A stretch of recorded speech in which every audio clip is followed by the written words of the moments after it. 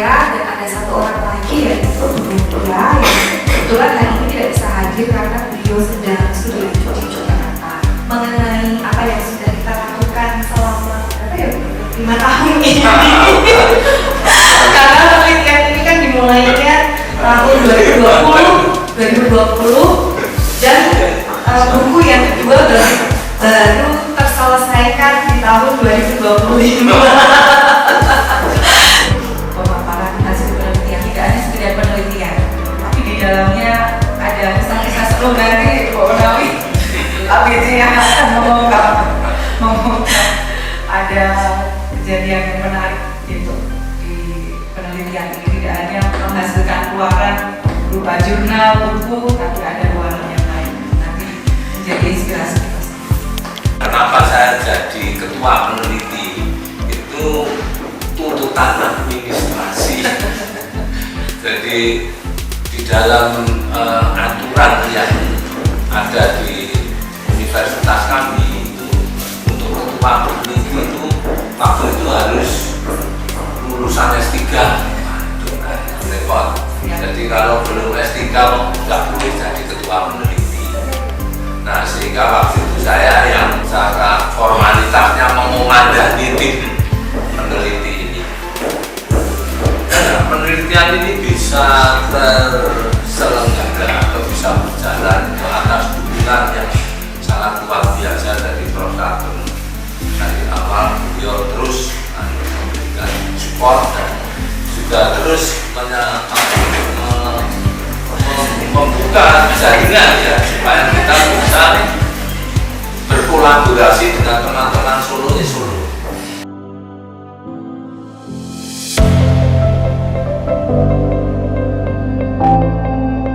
Kita ini 4 orang ini berasal dari prodi yang berbeda kebetulan ya.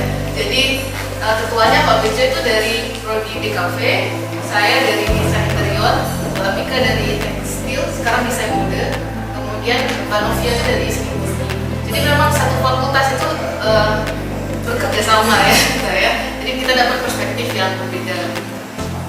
Nah ini judulnya ini lebih fokus ke pembahasannya ini ke sejarahnya. Tadi yang dijelaskan Pak Bejo tadi, kenapa lokasinya di Jalan Gatot Subroto, dan ternyata ada sejarah historis yang cukup kuat di situ. Ada seniman-seniman yang lahir di Solo, kemudian juga ada beberapa konflik yang terjadi di daerah sini, sehingga lokasi ini menjadi penting. Dari awalnya itu kita melihat ada narasi dari berita yang ada di Solo Post, kalau nggak salah ya. Jadi di situ dinyatakan bahwa ada yang beberapa pihak yang tidak setuju dengan adanya mural ini. Kenapa harus mural seperti itu? Sehingga dari situlah kita akhirnya memutuskan untuk mencari tahu bagaimana sih proses dialektikanya tadi ya. Ada yang setuju, ada yang tidak. Nah ini dua perspektif ini yang kita coba sajikan di dalam buku. Nah dalam isi bukunya kurang lebih kita bagi menjadi 3 bagian. Yang pertama kita fokus ke pembahasan dialektika. Bagian keduanya masuk ke latar belakang masyarakat Kota Solo, yang di sana ada sejarah singkat Kota Solo, struktur masyarakatnya, kemudian sejarah kampung kemelayannya, kemudian juga kampung kemelayan sebagai kampung kesenian itu bagaimana sejarahnya juga sudah ada di bagian kedua. Kemudian di bagian ketiga itu kita fokus ke pembahasan muralnya. Nah mural di sini kita berangkat dari mural, definisi mural di seluruh dunia ya. Jadi di dunia itu muralnya dari kapan, kemudian masuk ke Indonesia, kemudian ke Solo, seperti apa perkembangannya. Nah kemudian baru kita masuk di bagian sini itu dialektika, yaitu pandangan dari beberapa ahli.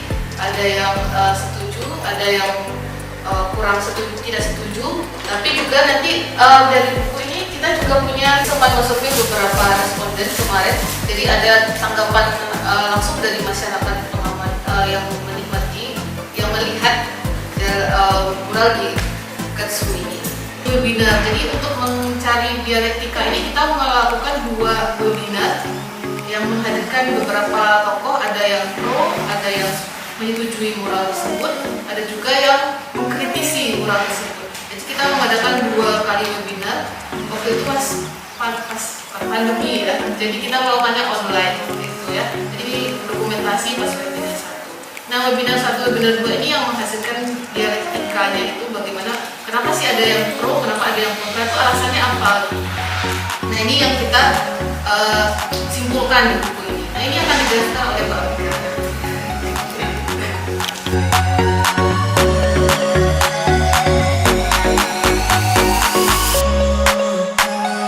Kami mendapatkan pandangan gitu ya, pandangan yang berasal dari muralis Jogja ini yang menyampaikan bahwa mural di Solo ini bagus, baik, karena memang munculnya itu berbeda dari daerah lain. Penyebabnya itu berbeda dari Jogja. Jogja punya alasan tersendiri mengapa di sana muncul muralan. Sedangkan Solo itu juga punya cerita yang menarik. Bagi mereka tidak masalah mural yang muncul meskipun itu inisiasi pemerintah atau apapun. Mereka itu tidak mempermasalahkan itu. Gitu. Yang penting mural di sini itu bisa berhasil bisa membangun sebuah kota, bisa menambah estetika dari suatu kota, dan juga mereka mengapresiasi mural di Solo ini karena selain ini juga menjadi ekspresi warga kotanya, mural di sini itu juga bisa menjadi wadah untuk hal-hal yang lain. Dan misalnya bisa menjadi wadah pendidikan. Karena ternyata mural di Solo itu sekarang juga menjadi tujuan belajar juga, ya workshop dari masyarakat dari luar Solo yang menginginkan belajar mural itu ternyata bisa menjadi wahana belajar. Dengan adanya ini disediakan tempat dan tempatnya ini sudah disetujui oleh masyarakat di sekitar. Masyarakat di sekitar itu maksudnya adalah pemilik dari toko-toko ini. Mereka sudah setuju bahwa pintu dari toko-tokonya ini digunakan sebagai tempat untuk meletakkan mural-mural itu. Jadi semua masyarakat di sini ini tidak ada yang berat hati gitu ya, karena memang sudah oke, silakan dipakai aja untuk menggambar.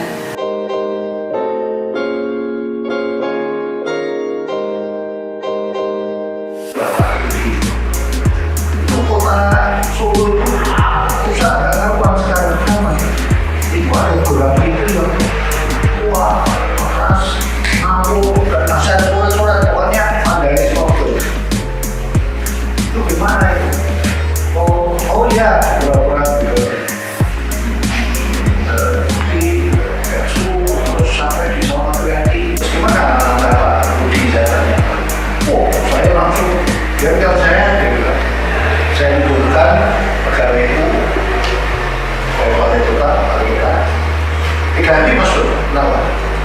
Saya berikan cat warna putih, terus semua itu ngecat putih, terus wah, seneng saya satu dua. Hari ketiga mana pada seneng karena putih cat itu lagi, dan saya dibully di situ. Ayo putih lagi. Jadi saya sudah jengkel, mau capek. Maksud gimana itu kan urusan kesenian loh. Maksud tahu nggak solusinya? Ya gini ya, terus saya juga memberikan itu restoran ibu saya juga dijual coy. Jadi memang merasakan saya juga termasuk orang yang rusak itu. Saya pulang juga mau lihat kayak apa. Ketika kota Solo dan citra kota Solo sendiri, jadi saya berasumsi kalau seniman-seniman yang bisa masuk ke garis ini itu seniman yang udah dikurasi. Dan menurut saya ini agak bertentangan sama vandalisme sendiri, karena sesuai stereotipnya vandalisme itu kan biasa dilakukan sama remaja-remaja rebel yang punya idealisme yang tinggi, terus akhirnya ngalurinnya dipakai di pada karena bisa kritik keras. Apakah mural sendiri di garis ini efektif mengurangi vandalisme? Soal ini pertanyaan kedua saya soal stretch waktu penelitian ini sendiri yang tadi sudah dibilang harusnya sudah selesai tahun 2021. Kalau bisa di-share tantangan terbesar apa yang akhirnya bikin waktu penelitian ini jadi stres dengan 2025, dan perubahan-perubahan apa sih yang ada, karena kan pasti behavior masyarakatnya beda antara 2020 dan sampai sekarang. Kalau pertanyaan pertama tadi, apakah mural ini efektif untuk mengurangi vandalisme ini? Nah, sebenarnya itu belum masuk ke penelitian kita. Ya, jadi sebenarnya masih bisa diteliti lagi lebih lanjut kalau saya menarik. Tapi sejauh yang kita amati, kita sudah melakukan wawancara juga ke publik toko misalnya ya, yang tadi yang digambarkan dengan pemilih jabatan itu. Nah dia merasa justru dengan adanya aturan itu malah nambah isinya dia, menarik orang datang ke tokonya gitu ya. Nah jadi sebelum ya dan terbukti memang tidak ada lagi setelah itu vandalisme kecuali dihapus. Jadi ketika vandalisme itu muncul ketika muralnya itu mau diperbarui malahnya. Ketika mau diperbarui kan dicat kosong kayak yang tadi itu kan dicat biru, nah itu muncul lagi. Nah tapi setelah itu lumayan berkurang kalau pengamatan kita ya, karena kayaknya tuh nggak mau, nggak ada orang-orang tuh nggak mau ngeliatin karya seni yang bagus. Jadi pengamatan kita ya, pengamatan kita. Tapi kalau misalnya efektif atau enggak itu kayaknya perlu riset yang lebih dalam, mungkin kuantitatif yang lebih jelas gitu ya. Kemudian yang pertanyaan kedua terkait kendalanya. Mungkin kendalanya apa ya? Mengerjakan buku itu adalah susah sekali. Iya, karena isinya banyak ya, satu balik. Dan kalau mau bikin asal-asalan bisa aja sih sebenarnya, udah tinggal berlaporan aja. Tapi kita juga seperti yang disampaikan Pak Uji tadi, tanggung jawabnya itu. Kita ini kan dapat sponsor kebetulan dari PNBP BPS. Jadi kita merasa bertanggung jawab untuk membuat tulisan yang benar-benar. Untuk sebenarnya wawancaranya kita udah selesai di tahun 2021, udah selesai. Dari 2021 sampai 2025 ini ada update apa di mural Arya Bakti ini juga kita update kita masukkan. Jadi kita benar-benar jeda tapi data kita tetap baru gitu ya Mbak Novi ini ya. Jadi tetap update aja gitu.